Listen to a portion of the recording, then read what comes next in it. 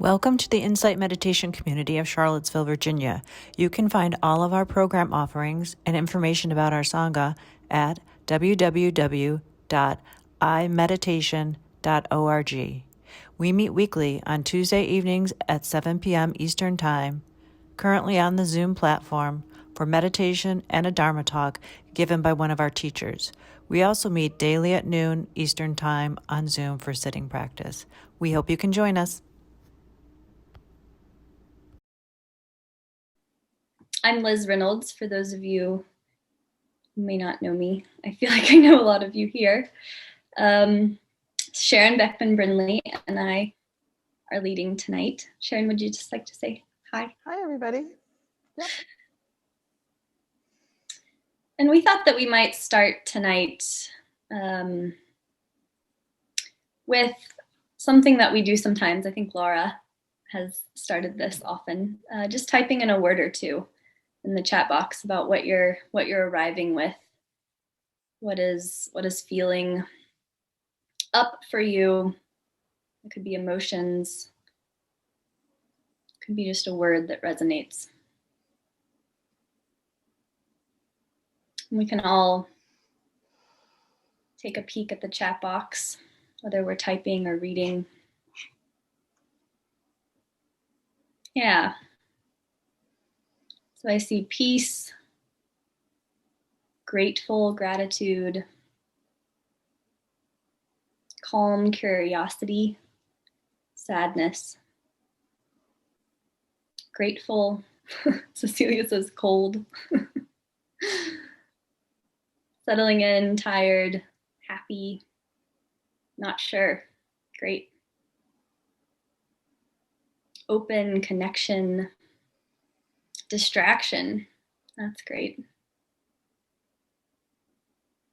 Some optimism. Smiles, settling in, snow. Uneasy, tired, confused, unsettled, hanging in, concern.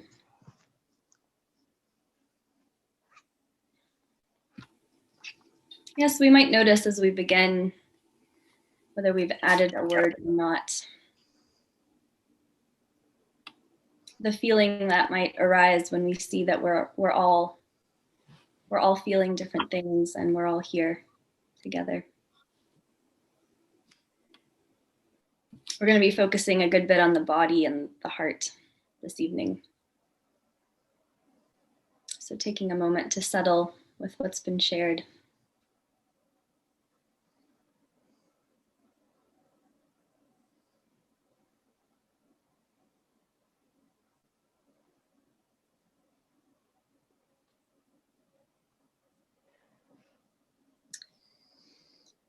And tonight, Sharon is going to be guiding our meditation. I'll be following up with a pretty brief talk, and then we have some fun plans that we might get to, we might not. So, Sharon? Yeah. So I will start with a meditation. I apologize again. I see that my internet is coming in and out as usual. I even reset my router today, and that seems not to have. Husband asking him to please stay off the internet for a while and see if that helps, and maybe it won't. So fill in the blanks. So there we are.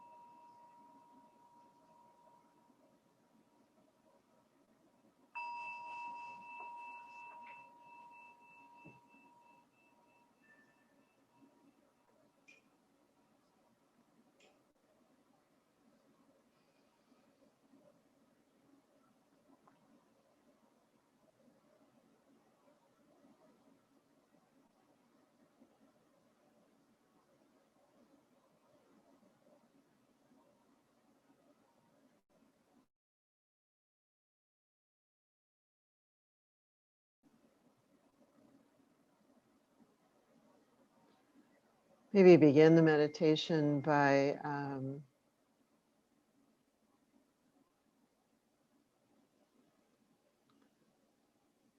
just touching into a sense of all of us here together.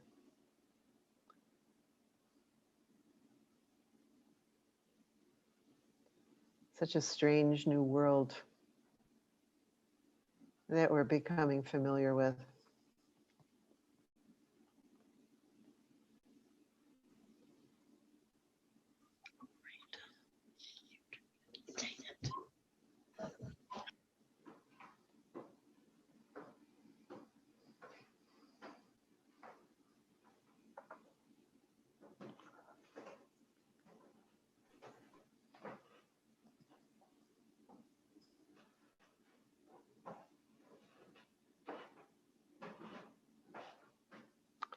In Tibetan, the very same root as the word for becoming familiar.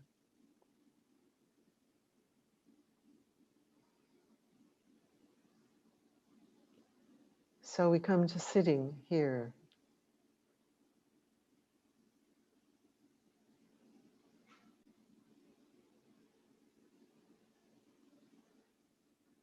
Could there be something about this moment in time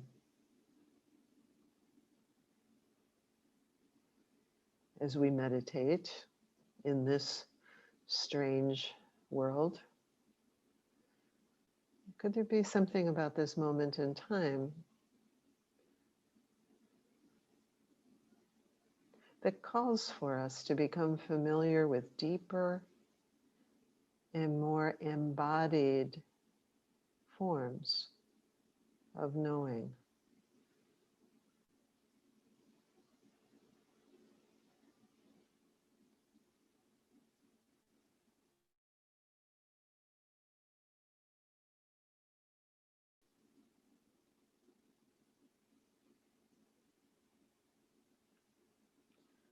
So our meditation in general is a process of becoming familiar with new ways of relating to this internal landscape.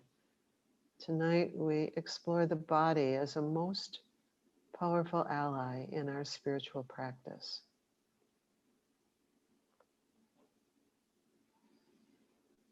This body.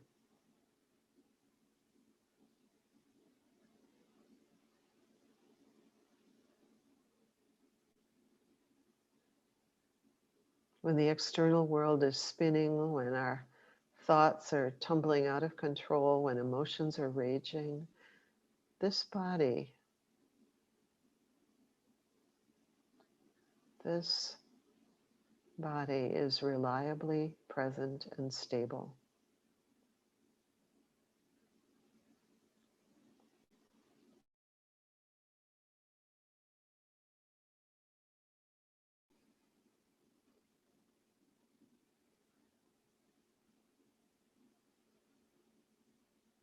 So practicing awareness of the body invites us to slow down, to just be. To just be, to just be.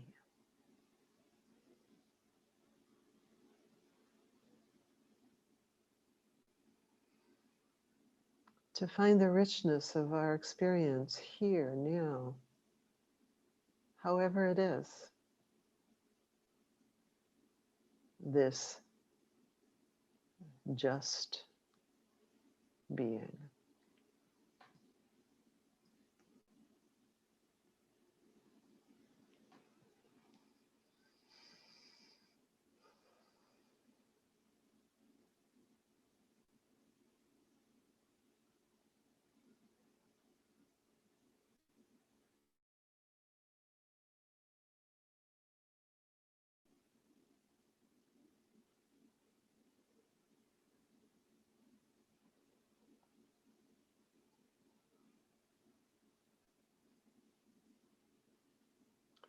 We can notice that we can have a concept of our body, sort of the body that lives in our heads. what we think about or what we think of or what we imagine, how we visualize our body.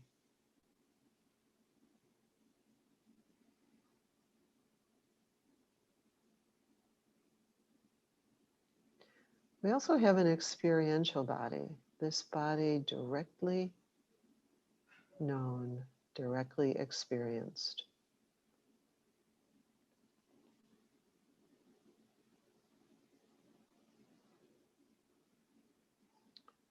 Take a moment to notice that experiential body, what the body knows right now.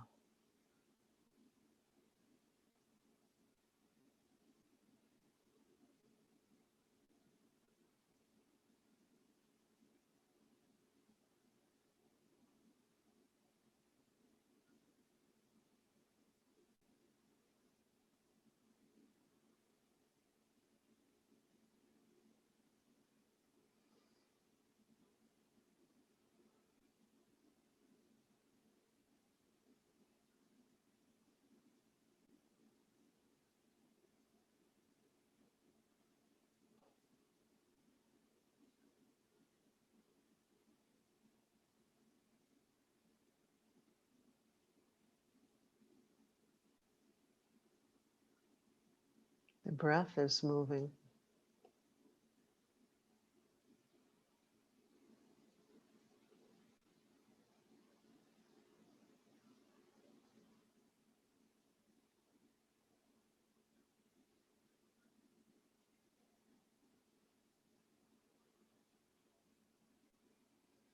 Energy is humming.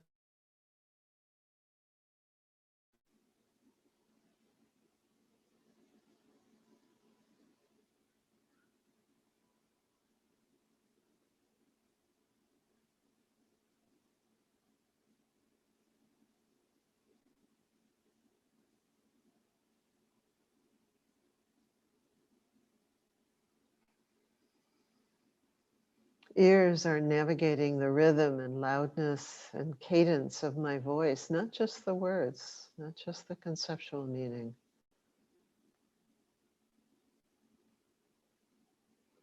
What does the body know about all that?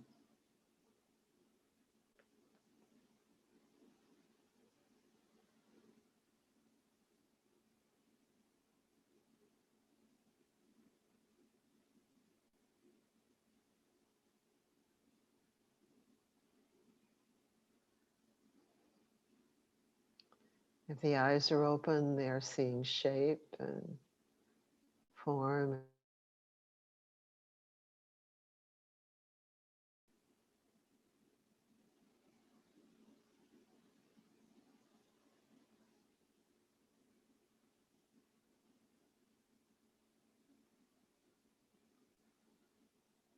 Skin is experiencing temperature and movement. Feet and buttocks and weight.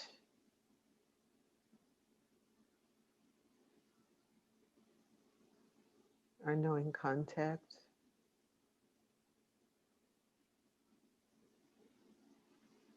Look and see what's true right now. What does the body know?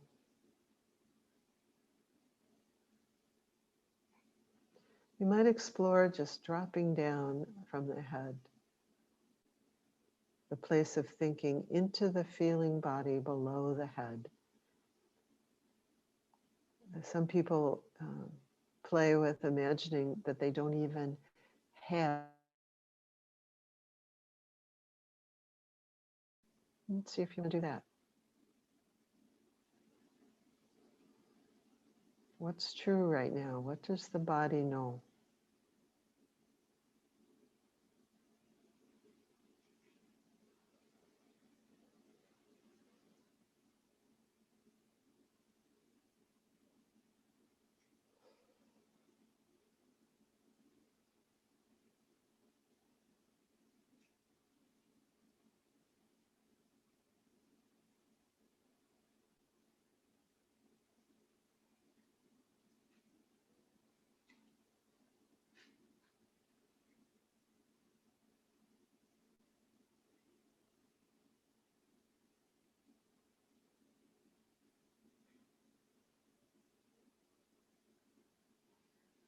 You might play with allowing awareness to flow like a warm, soft waterfall into the chest, the shoulders, the chest.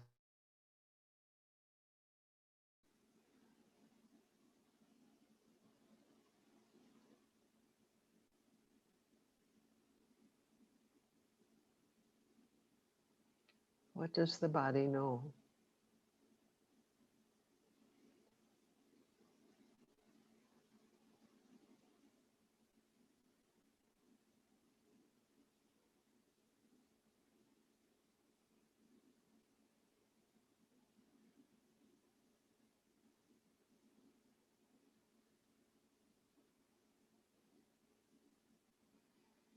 Allowing that soft flow of awareness into the shoulder,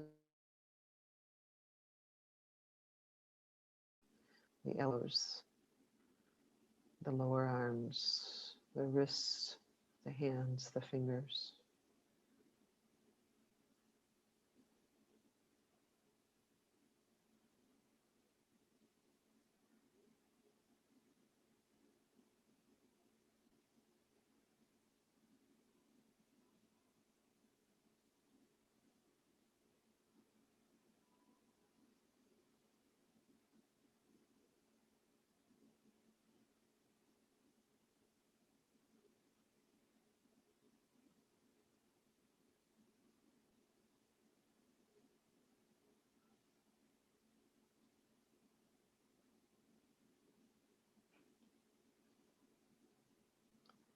Letting that soft flowing waterfall of awareness flow into the heart area, the chest, the stomach, the belly.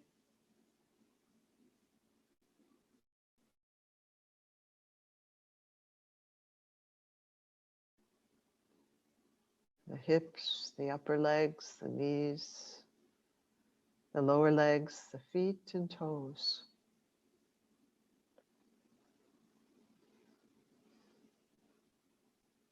Allowing an awareness opinions and rules and expectations about the body.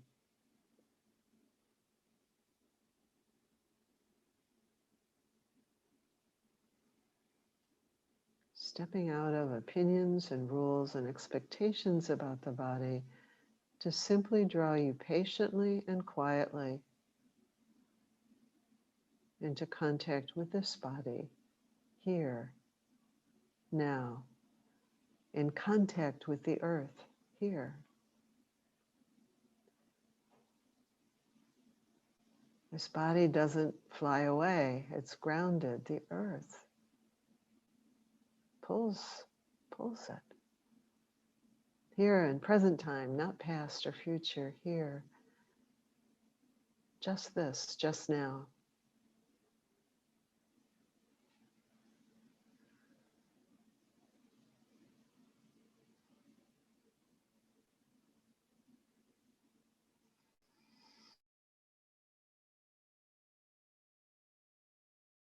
That and more. Look and see. Maybe even noticing in particular any qualities of ease or pleasantness that you find in the body. Maybe allowing yourself some moments to take those in, to be nourished by them. The body may also tell you things as you relax, maybe about something that wants to be released, to let go of, softened. Just listen. Look.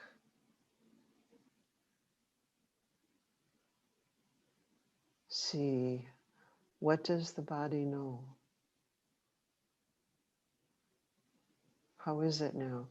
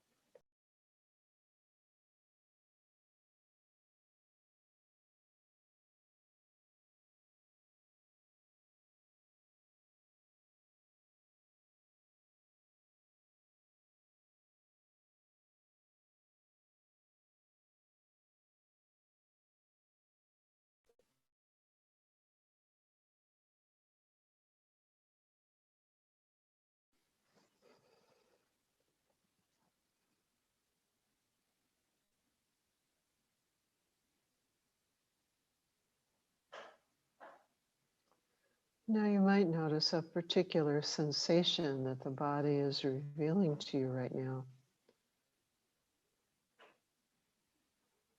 Maybe something simple and comfortable and pleasant.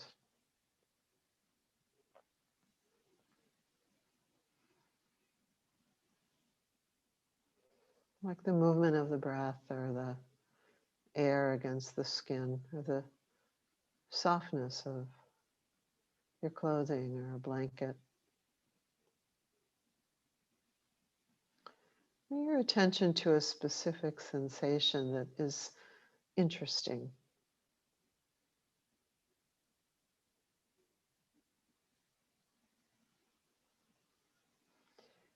See if you might allow the sensation itself to draw and absorb your awareness so that you're not focusing on the feeling so much as you are allowing that feeling to draw you in, letting attention saturate the feeling in the same way, or the sensation rather, in the same way that a sponge draws up water, so that the sensation is sponging up your awareness.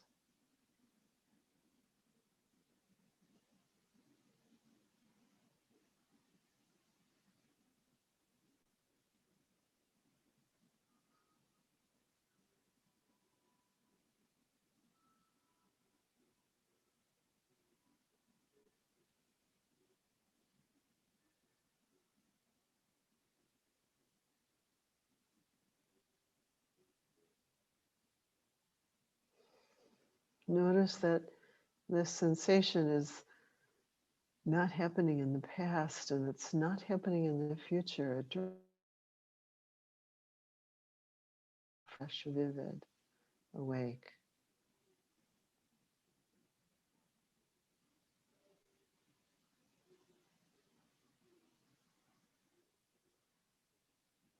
In meditation, we're not trying to be anything or get anywhere. We're just resting in the present moment experience of the body. It's like this now, with kindness and patience and allowing. Just this.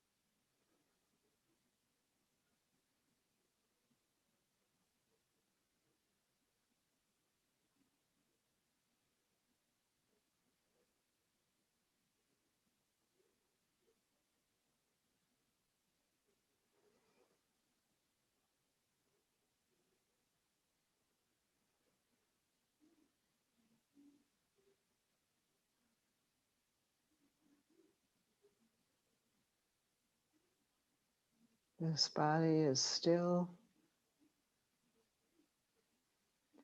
and grounded,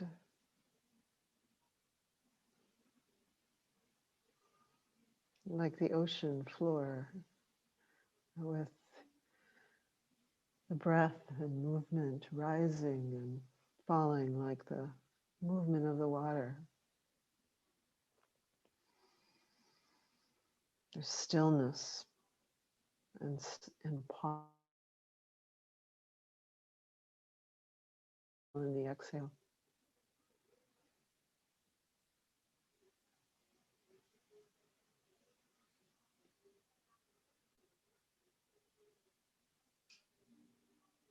There might be thoughts like little schools of fish.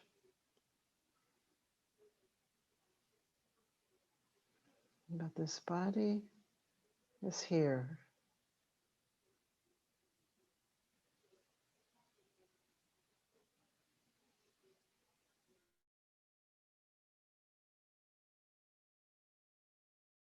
Resting in awareness.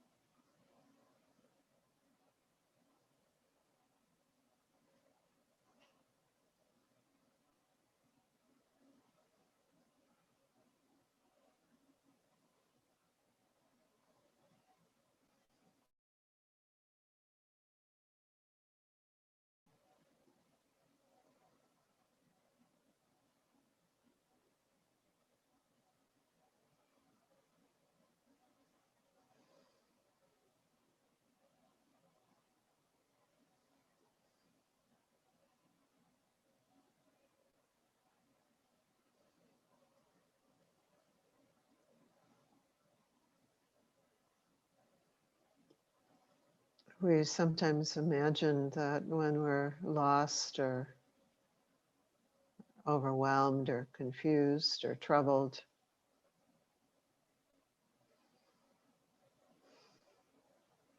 that one of those little fish is going to come and tell us what to do. One of our thoughts, one of our concepts, one of our ideas, that we have to figure something out.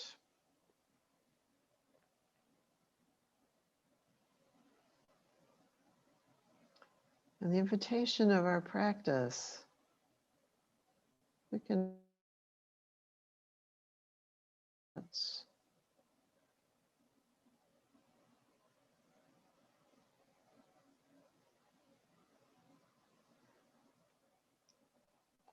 But we can also rest awareness. We can ground awareness in this body grounded on the earth.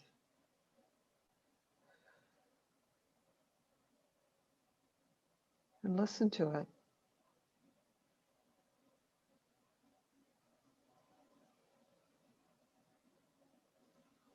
What does this body,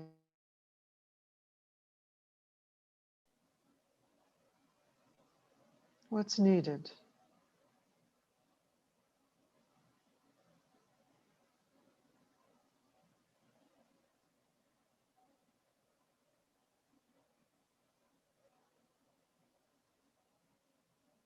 The poet Lao Tzu, the Taoist poet, he said, do you have the patience to wait till the mud of your mind settles, or the fish of your mind, I guess, settles, and the water is just clear?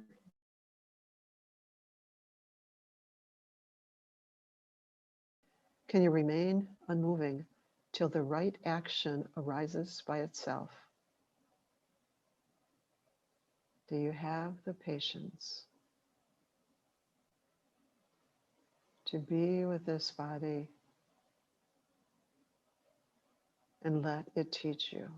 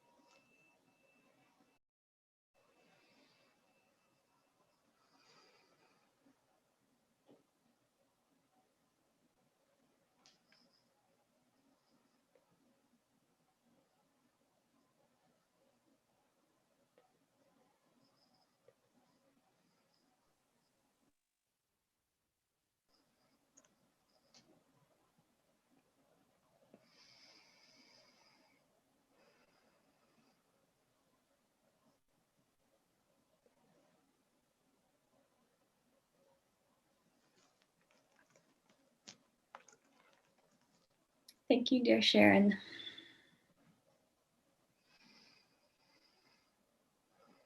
That was very moving. I really appreciate you. So we'll take our customary short break here.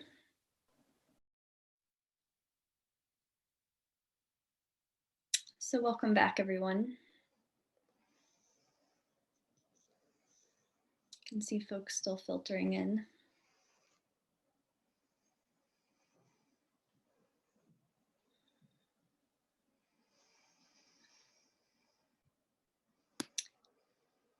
Sharon's meditation so beautifully guided us to our theme for this evening.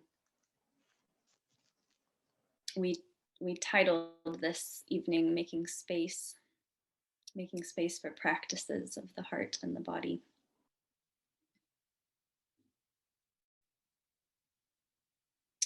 And because this inquiry that we'll offer tonight really does lie in that realm of the chest and the torso and the hands and the feet, I wanted to start off by inviting us to envision, each of us personally, how do we allow our minds into more of a supporting role, allowing our bodies to be in more of a leading role, even in this moment right now, and also for the course of this talk. How do we receive knowledge into the body, allowing the mind to support that process instead of lead that process?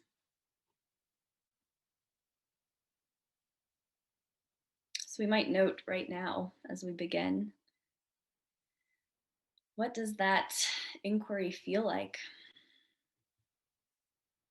To let the body lead, the heart lead.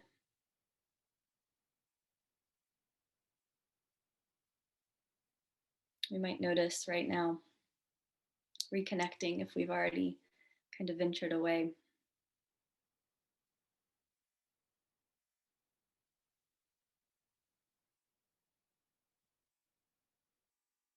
Tuning into this idea that our body's wisdom is always waiting for us to listen,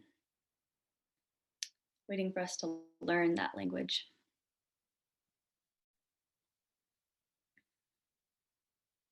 I'd like to begin this very brief talk, it'll only be about 10 minutes,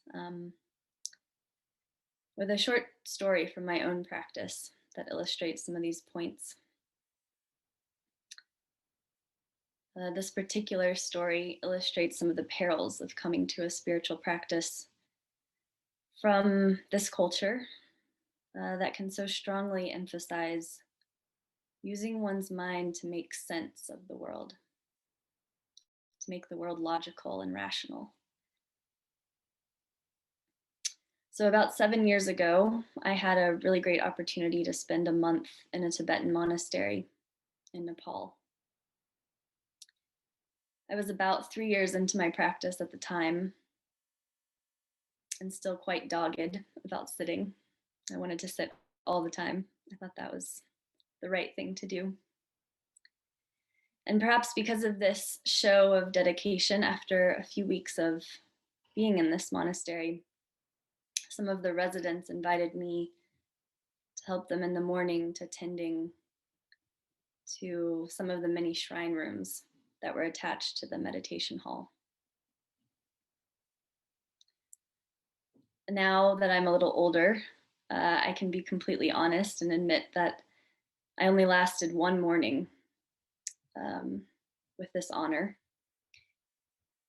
I woke up 4:30, got there at 5, and spent the next 2.5 hours removing dead flies from each of hundreds of water bowls adorning the shrine room.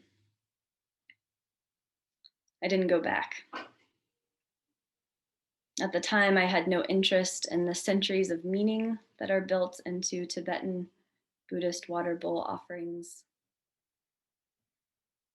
I didn't care about the significance of water, the connection of this ritual to the land, the nearby Himalayas. Instead, I was looking for what we in Western culture, what I have valued so highly and like to call reason. I like to make sense.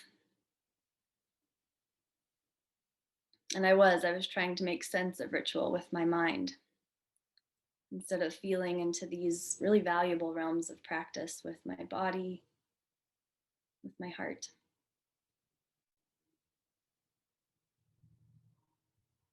So I wonder if we could tune back into these bodies of ours just for a second and see how that that brief story resonated with us or didn't resonate with us.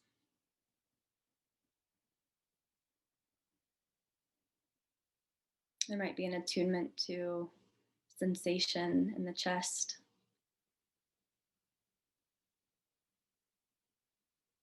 There might be an attunement to the mind, taking its lead as it is wont to do.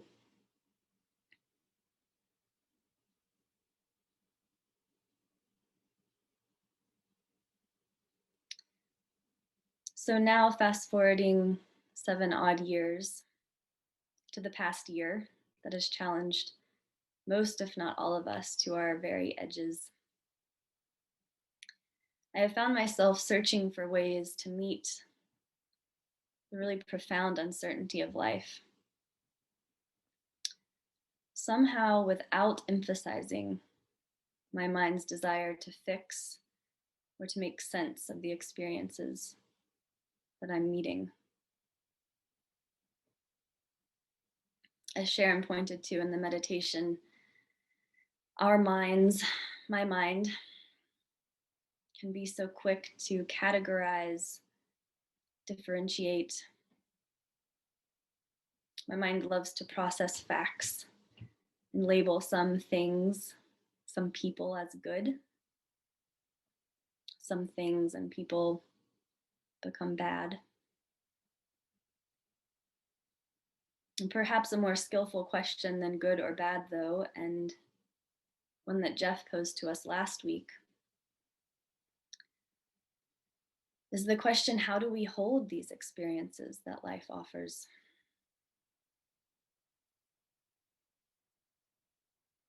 Especially when what life is offering is grief. A very valid, very deep-seated grief in response to this immensity of loss that so many of us have faced this past year. Not just this past year, but especially this past year. And sometimes, perhaps more often than we'd care to admit, our minds do actually belong in a supporting role, secondary to the wisdom of our bodies and our hearts, especially during these processes of making space for and holding grief. This unavoidable grief stemming from the truth that all we hold dear in life will change.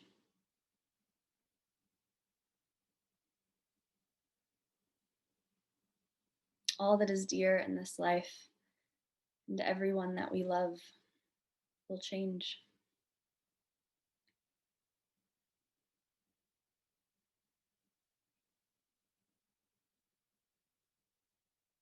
As I speak those words, I feel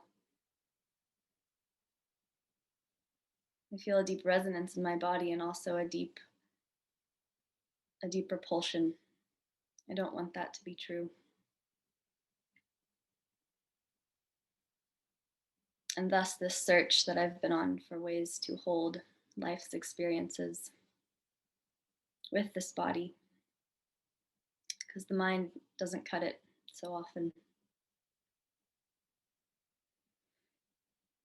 So many Dharma practitioners and Buddhist convert communities across this country have been turning to ritual, to bowing and chanting practice over recent years. And after the story I told you about the monastery in Nepal, you can imagine I've been quite surprised to find myself among them. On a fairly regular basis over the past 5-6 months almost, I queue up a 45-minute recording of a chant invoking the Bodhisattva Kuan Yin. And sometimes I find myself bowing and chanting for the entire length of the recording.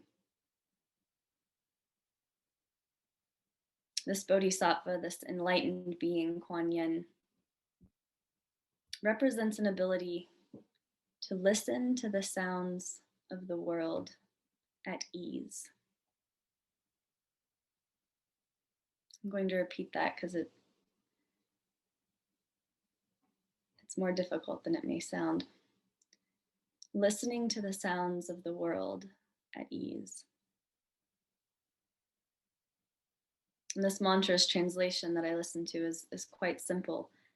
It goes, I return my life to the one that listens to the sounds of the world at ease.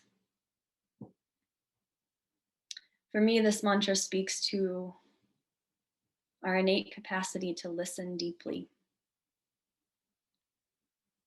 our ability to receive the whole of life's experiences and to meet even the darkest of these with compassion. Very simple to say, very difficult to practice.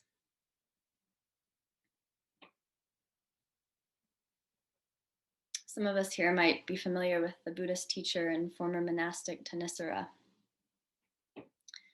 She's the teacher that I received the Kuan Yin practice from.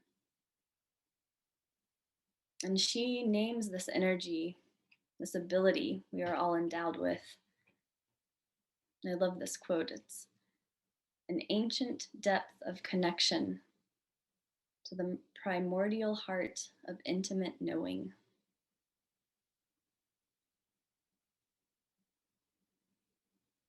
There is a way to know very intimately,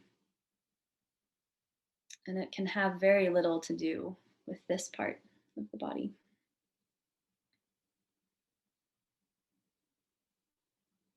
In some of Thanissara's writings, she goes on to list some of Kuan Yin's attributes. Some of my favorites include ferocious compassion. I'm going to say that one again just because it's so needed, I think. Ferocious compassion. How can we be compassionate and fierce about it? She also says that Kuan Yin is the remover of sorrow, true refuge, invincible courage, all qualities that are much needed in our world today. And this is the heart of our inquiry tonight. How can we remember to listen to the sounds of the world? There's two parts of that. Remembering, first of all, and deeply listening, neither of which are easy. To truly listen to the sounds of the world and to receive them, not try to fix or categorize or label. When these seemingly intractable political divisions, our unsustainable relationship with the natural world, this country's history of racial hierarchy, the intractable nature of some of our relationships with family or friends or ourselves. When these sounds of the world arise, and as Sharon put so beautifully, we see our minds racing into overdrive. We might plan around when this person comes to power, or when this vaccine comes to the ones I hold dear. How can we remember to lead with the wisdom of our hearts and our bodies? This innate capacity to stay open, to stay with the not knowing, to hang out there, and to receive the terrifyingly unexpected and truly daunting experiences that make up our lives.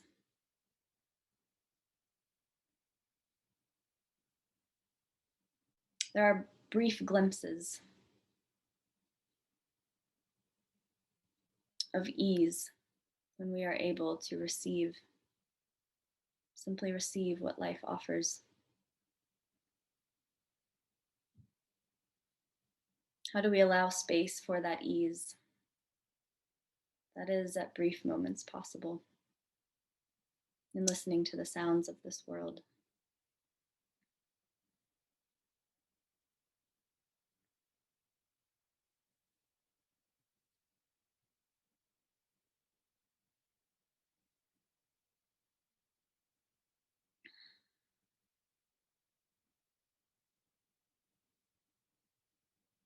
So those are more questions than answers.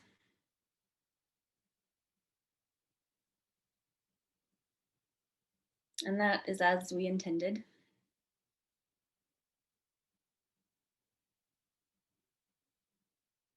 So now we would like to offer some space for individual reflection. The talk that I just briefly gave might have brought up thoughts, sensations, difficulties.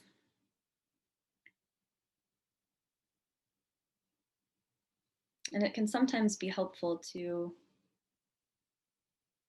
spend some time with ourselves before we interact with others,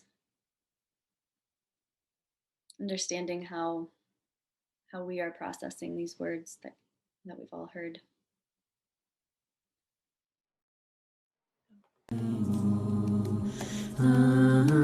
Kuan